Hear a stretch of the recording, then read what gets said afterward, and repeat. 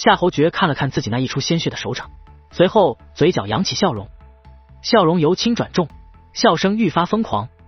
突然，磅礴的红色气焰如火山喷发一般自夏侯爵体内喷发而出，场面异常骇人。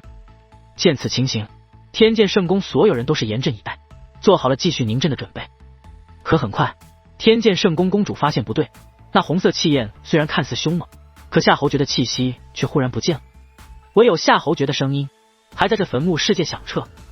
天剑圣宫，本帅记住了。话音响起的同时，红色气焰随风消散，不仅没有发起任何攻势，就连夏侯爵的身影也消失不见。啥情况？搞得这么吓人，结果是唬人的，在这玩金蝉脱壳呢。赵老八问。但其实无需问，所有人都看出来，那夏侯爵就是逃走了。不过对此，天剑圣宫的人并不意外，他们非常清楚天剑圣阵的威力。玉宗不过如此。天剑圣宫公主则是大袖一挥，天剑圣宫众人的阵法变化，那2把光芒巨剑随之消散。楚风立刻来到赵老八身前，查看赵老八的伤势，但对于赵老八的情况，楚风也是无能为力。不过好在性命是保住了，且修为也不受影响，只是身体必然是不如从前了。战斗结束，消息传递，很快赵氏天族、叶氏天族以及神体天府的人马也都进入了这方世界。父亲，您怎么了？看到赵老八的情况，赵竹英等人自然心疼不已。无碍。赵老八咧嘴一笑，虽然此时的他看着像个老人，但身上的那股大大咧咧的劲却是依旧如初。楚风小友，抱歉来迟了一些。天剑圣宫公主则带着天剑圣宫一众精锐主动来到楚风近前。前辈莫要这样讲，若不是前辈来，这夏侯爵还真不好对付。楚风起身施以一礼。楚风小友，这都是我天剑圣宫该做之事，毕竟这可是清渊大人的吩咐。天剑圣宫公主说道。可天剑圣宫公主此话一出，却引得赵老八以及赵道斌等人的神色变化。清渊大人？哪位清渊大人？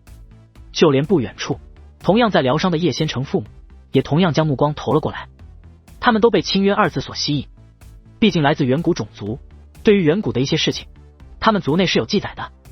面对2个仙族众多强者，那好奇的目光，天剑圣宫公主也未隐瞒，而是直接道：你们如此问，想必族内也有记载。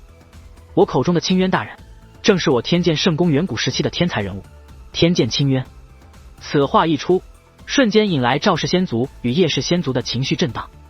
天剑清渊活到了今日。天剑清渊当年成名之时还是小辈，能被诸多势力的史料记载，凭借的正是惊人的天赋。虽说天剑清渊成名之时年纪尚浅，可毕竟是远古时期的存在，他存活到今日，以他当年的天赋，天知道他的修为到达了何种境界。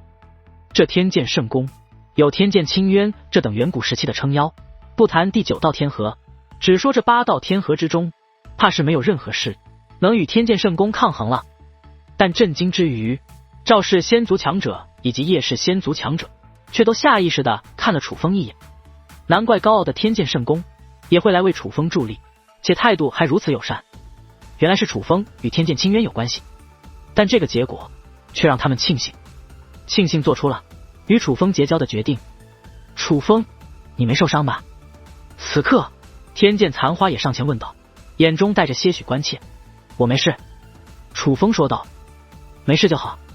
天剑残花笑道，他态度十分亲和，就好像之前的不愉快没有发生过。而楚风则是看向人群后方的拓跋一剑与拓跋天许2位兄台，又见面了。见状，拓跋一剑与拓跋天许也是笑着对楚风打起了招呼，但却没有多说什么。相比于当日初见之时的从容自信，此刻多少有些拘谨。而从他们的站位也能看出，这2位虽然也是当之无愧的天才，但显然与天剑残花无法相比。天剑圣宫分为天剑与拓跋2个姓氏，从地位上来看，拓跋一脉定然是低于天剑一脉的。简单的客套了一下后，楚风也是对天剑圣宫公主等人讲述了关于7星连珠之事。想不到这太古坟冢诸多机缘之下，竟隐藏着如此凶险。得知此事，天剑圣宫公主也是感到意外，但同时也是表达态度。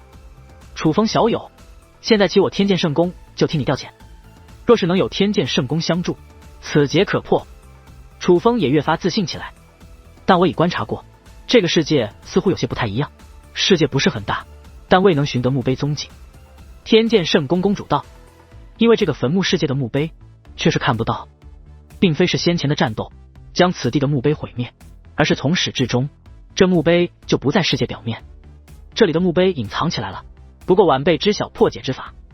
楚风不仅知道破解之法，且破解方式并不局限于结界之术，修武者也是可以，且修为越强，破解越是简单。听楚风这样说，天剑圣宫公主也是面露欣赏。